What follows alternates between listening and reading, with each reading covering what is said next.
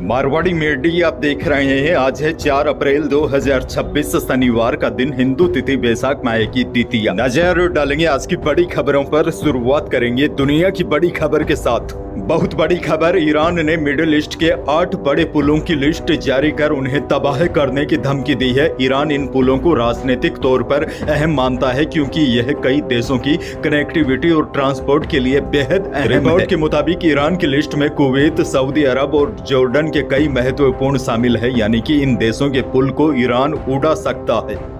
इससे पहले गुरुवार को अमेरिका और इजराइल ने ईरान के करज शहर में B1 ब्रिज पर 2 बार हमला किया था। इस हमले में 2 लोगों की मौत हो गई और पुल पूरी तरह तबाह हो गया। अब ईरान वापस बदला लेने के लिए मिडिल ईस्ट के 8 बड़े पुलों की लिस्ट जारी कर दी है, उन्हें तबाह करने की धमकी दी है। वहीं CNN की रिपोर्ट के मुताबिक अमेरिका की खुफिया एजेंसियों का कहना है कि लगातार हमलों के बावजूद भी ईरान के अभी भी आधे मिसाइल लॉन्चर सुरक्षित है, यानी कि ईरान के पास अभी भी हथियारों का जखीरा समाप्त नहीं हुआ है। बड़ी खबर ये भी देखिए, ईरान ने दावा किया है कि उसने एक और अमेरिकी F-15E लड़ाकू विमान को मार गिराया है। हालांकि अमेरिका ने पहले तो मामले में चुप्पी साधे रखी, फिर इस घटना को स्वीकारा और कहा कि उसका विमान गिराया गया है। आगे बढ़ेंगे। देश की बहुत बड़ी खबर, युद्ध की वजह से देश में LPG की किल्लत है, लेकिन लोग कालाबाजारी करने से बाज नहीं आ रहे हैं। बड़ी खबर, दिल्ली पुलिस ने बावाना इलाके में LPG सिलेंडर की जमाखोरी और कालाबाजारी करने वाले एक शख्स को गिरफ्तार किया है। इस शख्स के पास 75 सिलेंडर जब्त किए गए हैं। पुलिस को गुप्त सूचना मिली थी, पुलिस ने छापेमारी कर आरोपी को गिरफ्तार कर लिया है। लेकिन बड़ी बात यह है, युद्ध या संकट की स्थिति में आम जनता जरूरी संसाधनों के लिए संघर्ष कर रही होती है, तब ऐसे लोग जो गैस सिलेंडर जैसे आवश्यक सामान का जमाखोरी करके कालाबाजारी करके समाज के लिए बेहद हानिकारक साबित हो रहे हैं। एक व्यक्ति के पास 75 गैस सिलेंडर मिलना केवल एक घटना नहीं, बल्कि यह संकेत है कि कहीं न कहीं व्यवस्था का भी दुरुपयोग हो रहा है। बहरहाल आगे बढ़ जाते हैं। राजस्थान से बहुत बड़ी और राहत वाली खबर। राजस्थान इलेक्ट्रिसिटी रेगुलेटरी कमीशन ने राज्य की तीनों बिजली कंपनियां जयपुर, अजमेर और जोधपुर डिस्कॉम के लिए साल 2026 और 27 का टैरिफ जारी कर दिया है। आदेश के अनुसार घरेलू उपभोक्ताओं के बेसिक बिजली रेट में कोई भी बदलाव नहीं किया गया है, लेकिन सरचार्ज और अन्य चार्जेज लागू रहेंगे। इसके साथ ही सबसे बड़ा फैसला EV चार्जिंग स्टेशनों पर फिक्स चार्ज खत्म करने का है, जिससे चार्जिंग लागत कम होगी। और बड़ी जानकारी आपको यह भी दे दूं, घरेलू श्रेणी में पहले 50 यूनिट तक 4.75 रुपए प्रति यूनिट और 50 से 150 यूनिट तक 6 रुपए और 150 से 500 यूनिट तक 7 रुपए प्रति यूनिट की दर जारी रहेगी।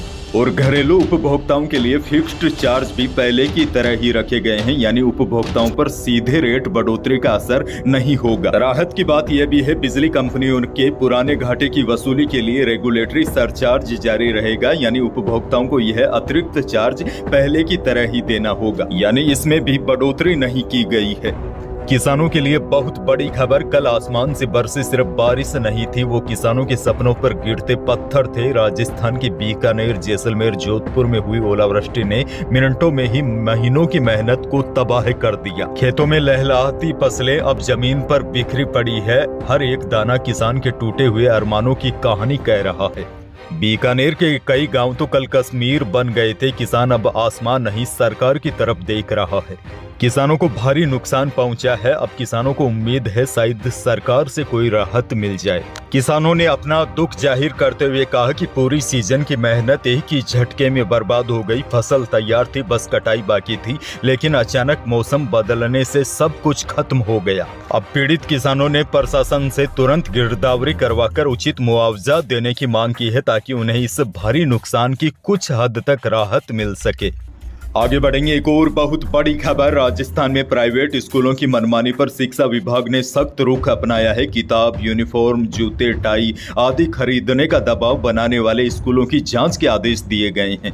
प्राथमिक और माध्यमिक शिक्षा निदेशक ने जिला शिक्षा अधिकारियों को भेजे आदेश में 15 अप्रैल से पहले स्कूलों की चेकिंग करने के आदेश दिए हैं। नियमों का उल्लंघन और पेरेंट्स पर अनावश्यक दबाव बनाने की शिकायत पर कार्रवाई के भी निर्देश दिए हैं। इसके लिए एक परफॉर्मा भी जारी किया है। इसमें किसी भी प्राइवेट स्कूल के खिलाफ कितनी शिकायतें मिली है इसकी भी जानकारी देनी होगी। अब देखिए होता क्या है, आजकल स्कूल व्यापार बन गया है। निजी स्कूल की ओर से बच्चों को उनके पेरेंट्स पर टाई, जूते, यूनिफॉर्म, किताबें और भी कई अनावश्यक चीजें होती है जिनकी आवश्यकता भी नहीं होती, फिर भी अभिभावकों और छात्रों पर खरीदने का दबाव बनाया जाता है। इसीलिए सरकार ने 15 अप्रैल से पहले स्कूलों की चेकिंग करने के आदेश दिए हैं।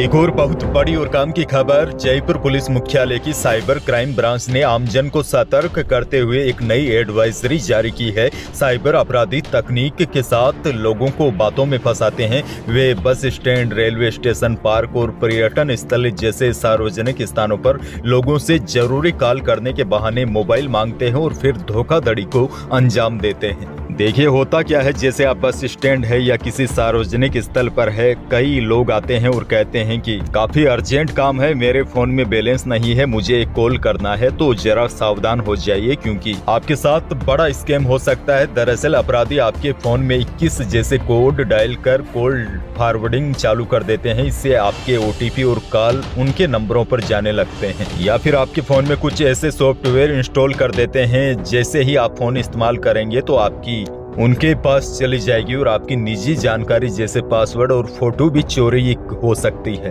अब आपके लिए जरूरी और काम की जानकारी यह है, अगर आपसे भी bus stand, railway station, park या अन्य स्थानों पर कोई अनजान व्यक्ति फोन करने के बहाने मोबाइल मांगता है तो आपके साथ धोखाधड़ी हो सकती है। जैसलमेर से बहुत बड़ी खबर, राजस्थान के सरहदी जिले जैसलमेर के लाठी क्षेत्र के भादरिया गांव में बकरियों में फैली अज्ञात बीमारी ने पशुपालकों की चिंता बढ़ा दी है। पिछले एक सप्ताह में बकरियों में फैली एक रहस्यमयी बीमारी के कहर ने पशुपालकों को भारी नुकसान पहुंचाया है, जिससे पशुपालक के सामने आजीविका को लेकर चिंता और डर का संकट खड़ा हो गया है। बकरियां या भेड़ इस बीमारी की चपेट में आने के बाद 3-4 दिन तक बीमार रहती है और उसके बाद मौत हो जाती है। गुरुवार को भी यहाँ एक साथ 7 बकरियों की मौत हो गई, जिससे पशुपालक में डर का माहौल है। मामले की गंभीरता को देखते हुए पशुपालन विभाग ने भादरिया के पशु चिकित्सा अधिकारी को मौके पर भेजा है। बीमार बकरियों के ब्लड सैंपल लिए गए हैं, जिन्हें विस्तृत जांच के लिए लैब भेजा गया है। आगे बढ़ेंगे, एक और बड़ी खबर, इंटरनेशनल मार्केट में आई तेजी के असर से शुक्रवार को जयपुर सराफा बाजार में सोने और चांदी की कीमतों में उछाल देखा गया। चांदी 7,000 रुपए की छलांग लगाकर 2,40,500 रुपए प्रति किलो पहुंच गई। वहीं शुद्ध सोना भी 2300 रुपए बढ़कर 1,52,800 रुपए प्रति 10 ग्राम पर जा पहुंचा। 22 कैरेट यानी कि जेवराती सोना भी 2200 रुपए उछलकर 1,42,900 रुपए प्रति 10 ग्राम पर जा पहुंचा। अनाज मंडी की बात की जाए तो बीकानेर की अनाज मंडी में सरसों का भाव 5800 से 6550 रुपए रहा। पीली सरसों बिकी अधिकतम 7800 रुपए। गेहूं का भाव रहा अधिकतम 2550 रुपए।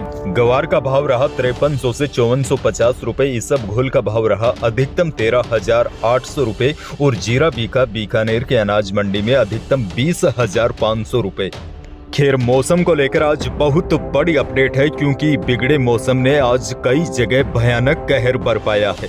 जैसलमेर, बीकानेर में तो ओलों की चादर बिछ गई। अजमेर, ब्यावर में भी आंधी से टीन शेड उड़ गई। जयपुर, नागौर, सीकर, कुचामन, डीडवाना और जालोर सहित कई जिलों में कल बारिश के साथ ओले गिरे। तापमान में बड़ी गिरावट आई है और सबसे अधिक नुकसान किसान भाइयों को पहुंचा है। खेतों में खड़ी फसल और कटी फसलों को भारी नुकसान हुआ है।